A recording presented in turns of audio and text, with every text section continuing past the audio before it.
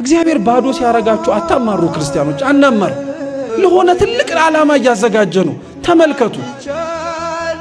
ሙሴን እኮ የበግ ጠባቂ አድርጎ ያስቀመጠው ለምን መሰላችሁ?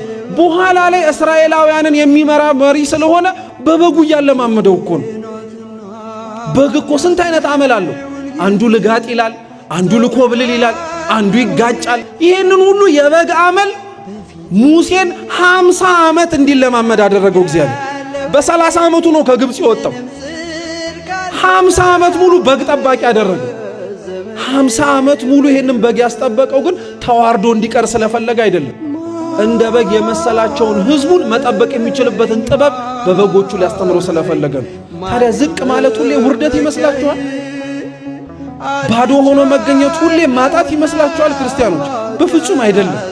እግዚአብሔር ዝቅ ሲያረግ ለተለየ ነገር እያለማመደ ነው። እግዚአብሔር ዝቅ ሲያረግ ከፍ ላለው ዓላማ ከእንዲሁ እያዘጋጀ